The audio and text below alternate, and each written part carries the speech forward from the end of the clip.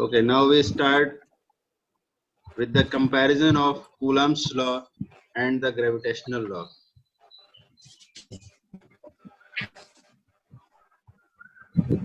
Coulomb's law and Newton's law of gravitation, or you can say gravitational law. So what for Coulomb's law is used and what for gravitational law is used? Everybody knows that Coulomb's law is used for Coulomb's law is for electrostatic force. Yes. Coulomb's law is for electrostatic force, and gravitational law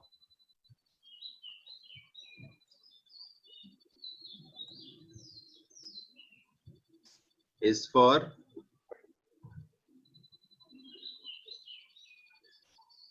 gravitational force.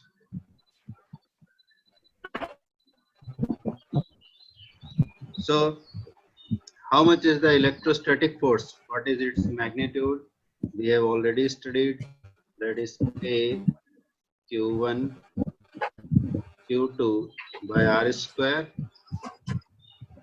where K is 1 by 4 pi epsilon Q1 Q2 by R square.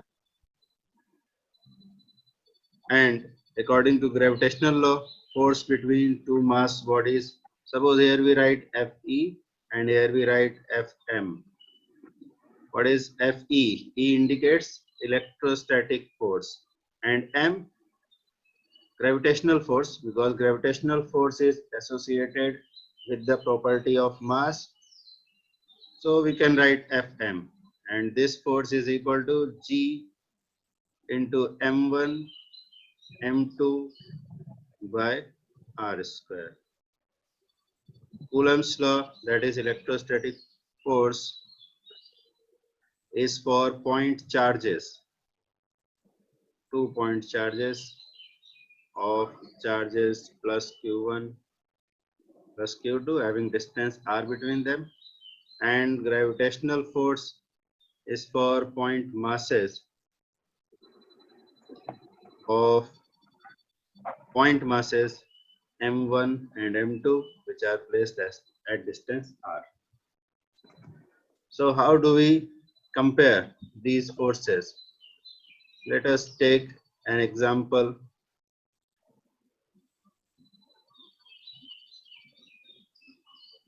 Let us take an example.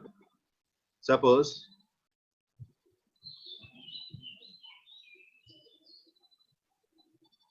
we have to find gravitational force and Coulomb force, or you can say electrostatic force, between two protons. Why we are choosing two protons? Because protons have charge as well as mass. Suppose there are two protons. This is proton 1 and this is proton 2. They are having charges Q1 and Q2, and their masses are M1 and M2. Let these charged particles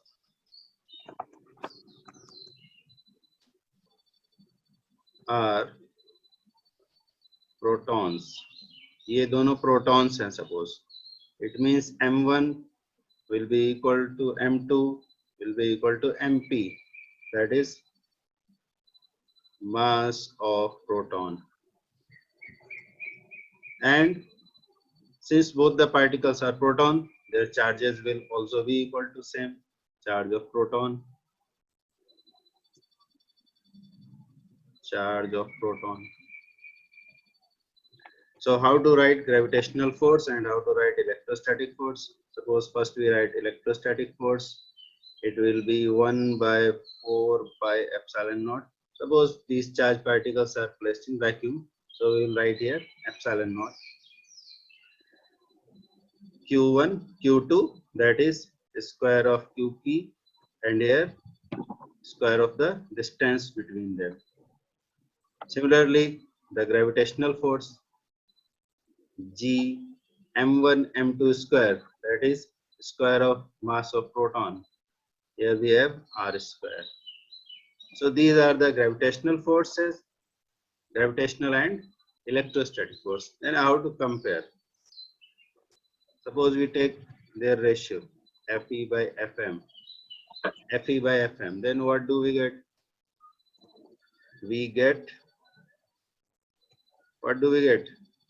Anybody? Fe by Fm.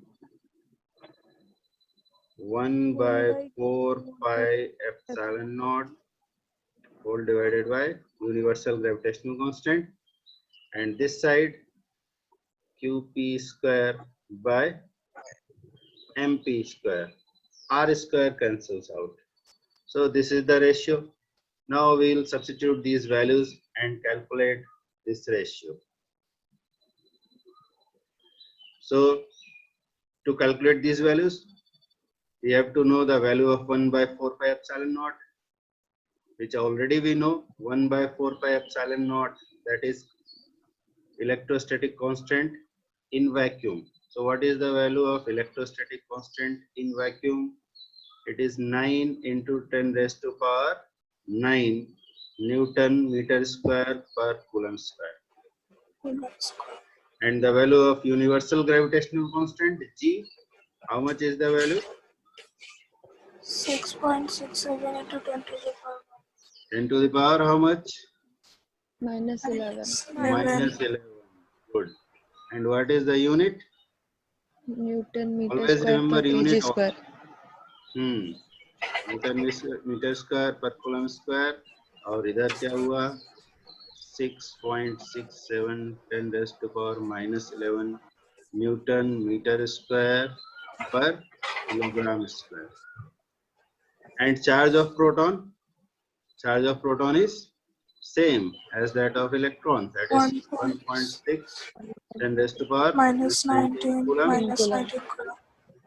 And mass of proton 1.67 10 raised to power minus 27 kilogram. Okay,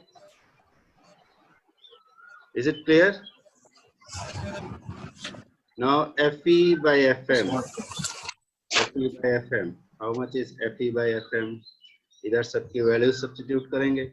9 into 10 raised to power 9 Newton meter square per Coulomb square. Charge of proton का square 1.6 10 raised to power minus 19 Coulomb. Minus 19 Coulomb.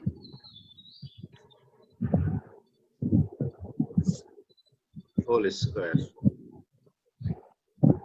divided by 6.67 10 raised to power minus 11 Newton meter square per kilogram square, and mass of proton ka square 1.67 10 raised to power minus 27 kilogram whole square.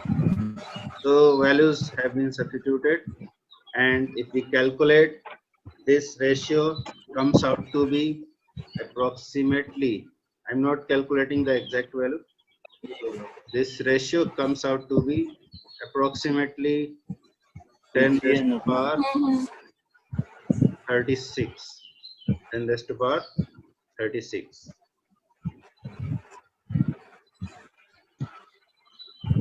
So you can compare the power of 10. At least compare the power of 10. Here how much is the power of 10? 9. And here what is the power? What is the power? Minus 38. And here what is the power? Minus 11. But it is in denominator. So ये कितना हो जाएगा? Minus 22. Plus 22. And what is the power here? Minus 54. इधर आएगा तो कितना हो जाएगा? प्लस 54। उसमें चल रहा था वो करो, छोड़ दो, हम कर रहा है।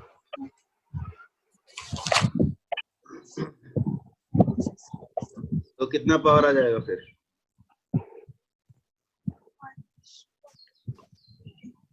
कितना पावर आएगा? 40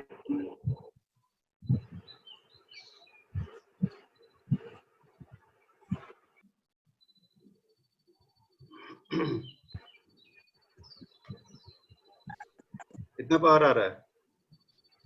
47 आ रहा सर। 47। सर उधर 22 ऐड होगा कि 11 ऐड होगा? 11 ऐड होगा ना सर उधर। हाँ, यहाँ पर स्क्वायर कर दिया, ये गलत हो गया है। यहाँ पर 11 होगा। 36 आ रहा है। आ रहा है? हाँ ठीक है, ये आ गया 36। तो पावर हो गया 36 अप्रोक्सीमेटली। बाकी चीजों को हमने कैलकुलेट नहीं किया है, तो वो कुछ फैक्टर आएगा इधर मल्टीप्लाई होकर, बट 10 पावर 36 के सामने वो ज्यादा कुछ इफेक्ट उसका नहीं होगा। जैसे यहाँ 1.6 है, स्क्वायर है 1.6 का, यहाँ भी 1.6 है अप्रोक्सीमेटली, उसका भी स्क्वायर हो जाएगा। इधर है 9/6.67, तो कितना आएगा 9/6.67? 9 डिवाइडेड बाय 6.67, 1.34 आएगा।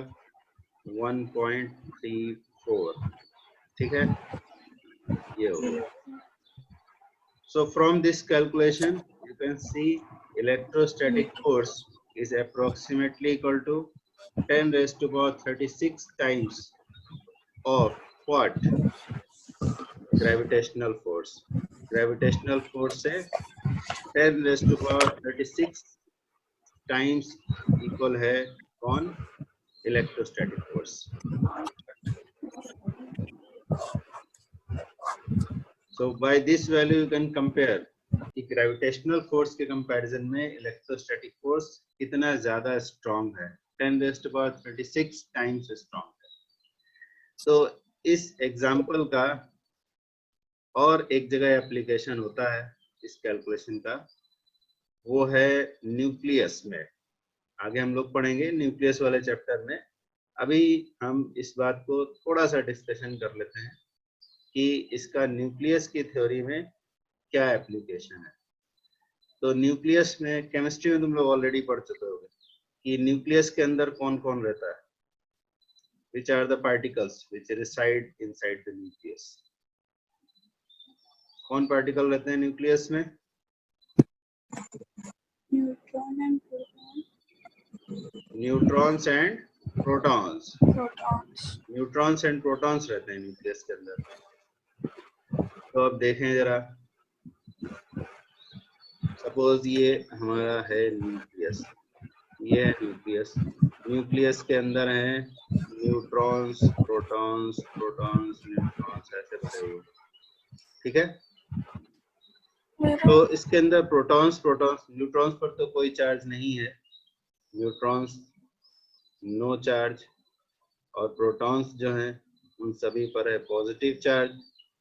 तो अगर दो प्रोटॉन्स यहाँ रखे हुए हैं पास पास, तो इनके बीच में होना चाहिए रिपल्सिव फोर्स, ठीक है। और ये रिपल्सिव फोर्स होता है इलेक्ट्रोस्टैटिक फोर्स। इनके बीच में अट्रैक्टिव फोर्स भी होगा। क्यों होगा? Due to their mass. इनके मास की वजह से अट्रैक्टिव फोर्स भी होगा। तो वो होगा gravitational force, because gravitational force is always attractive. And electrostatic force वो अट्रैक्टिव भी हो सकता है, रिपल्सिव भी हो सकता है, depending upon the nature of the charges. तो यहाँ पर जो ग्रेविटेशनल फोर्स है, ग्रेविटेशनल फोर्स इन प्रोटॉन्स को अट्रैक्ट करता है, यानी कि पास पास रखने की कोशिश करता है। At the same time electrostatic force जो एक्ट कर रहा है वो इन प्रोटॉन्स को दूर ले जाना चाहता है, क्योंकि वो रिपल्सिव है इस केस में, क्योंकि यहाँ दोनों ही पार्टिकल्स हैं पॉजिटिव। Is it clear? तो electrostatic force wants to separate the protons, while gravitational force wants to attract the protons. It wants to keep them together. तो इसका मतलब यह है कि इधर एक टसल हो रहा है, इसका किसका? इलेक्ट्रोस्टैटिक फोर्स का और ग्रेविटेशनल फोर्स का। ग्रेविटेशनल तो फिर इनमें से जीतेगा कौन? इनमें से जीतेगा कौन जो बड़ा होगा, और बड़ा कौन है? Electrostatic electrostatic is 10 raised to power 36 times of gravitational force। तो इलेक्ट्रोस्टैटिक फोर्स बहुत बड़ा है और ग्रेविटेशनल फोर्स उसके कंपैरिजन में बहुत छोटा। तो इसका मतलब क्या है कि प्रोटॉन्स पर जो रिपल्सिव फोर्स है, यानी इनको दूर दूर करने वाला फोर्स, वो बहुत बड़ा है इनको पास पास रखने वाले कंपैरिजन में। सो इट मींस प्रोटॉन्स दूर दूर चले जाने चाहिए क्योंकि उनको पुश करने वाला फोर्स ज्यादा बड़ा है, उनको अट्रैक्ट करने वाला फोर्स छोटा है। बट ये तुम्हें ऑलरेडी मालूम है कि न्यूक्लियस से प्रोटॉन्स बाहर नहीं निकलते हैं। न्यूक्लियस से प्रोटॉन्स बाहर नहीं निकलते हैं, ये हमें ऑलरेडी पता है। तो न्यूक्लियस से बाहर प्रोटॉन्स नहीं निकलते हैं, इसका मतलब क्या है? Any guess? न्यूट्रॉन, ये प्रोटॉन्स को साथ में रखने वाला फोर्स तो ये वाला है ग्रेविटेशनल फोर्स, और दूर दूर करने वाला फोर्स ये है इलेक्ट्रोस्टैटिक फोर्स। बट फिर भी प्रोटॉन्स दूर दूर नहीं जाते हैं, वो न्यूक्लियस के अंदर साथ साथ ही रहते हैं। It means what? ये बहुत ही इंपॉर्टेंट क्वेश्चन है, हमारे सिलेबस का ही नहीं, वैसे भी फिजिक्स में बहुत इंपॉर्टेंट क्वेश्चन है ये। Why protons don't go away while they have a repulsive force between them?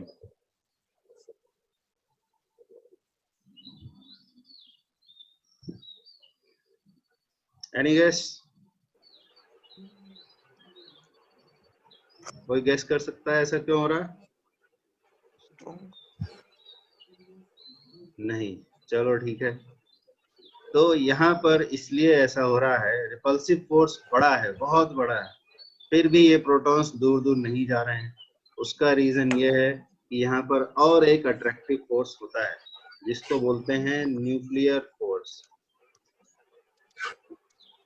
Nuclear force, और nuclear force is also always attractive. इसका मतलब ये है कि इलेक्ट्रोस्टैटिक फोर्स ग्रेविटेशनल फोर्स से बहुत बड़ा है, पार्टिकल्स को दूर ले जाना चाहता है, फिर भी वो दूर नहीं जाते हैं क्योंकि उनको अट्रैक्ट करने के लिए और एक फोर्स भी अवेलेबल है जो कि अट्रैक्टिव है, and this force is called nuclear force.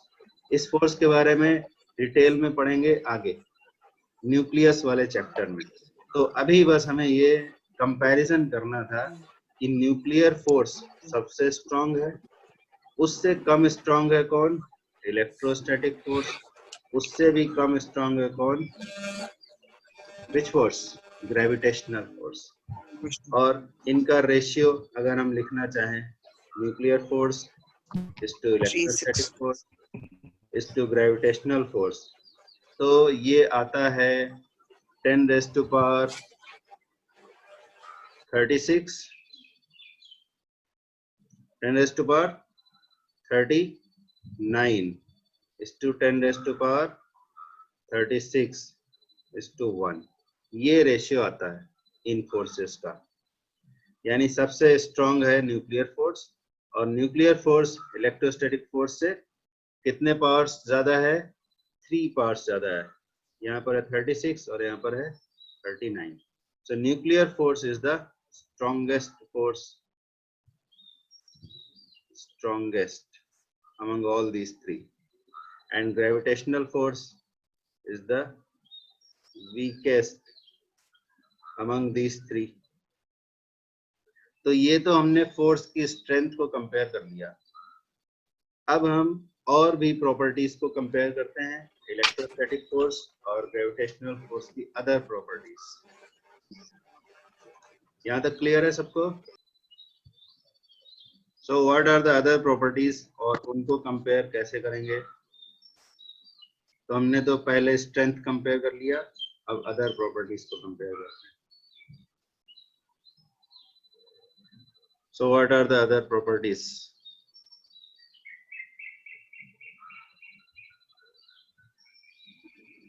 तो स्ट्रेंथ का कंपैरिजन हुआ, सबसे स्ट्रॉन्ग कौन आया? चलो एक कॉलम बना लेते हैं, एक कॉलम बना लेते हैं यहाँ पर।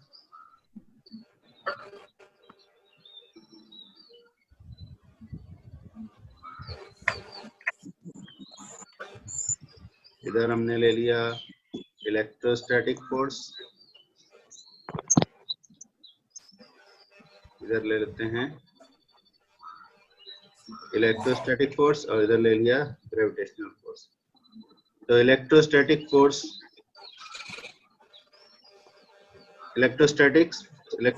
फोर्स कैन बी अट्रैक्टिव और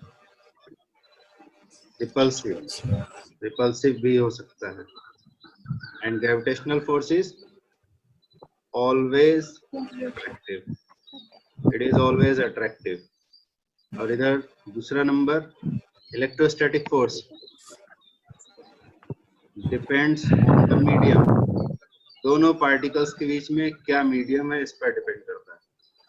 gravitational force does not depend.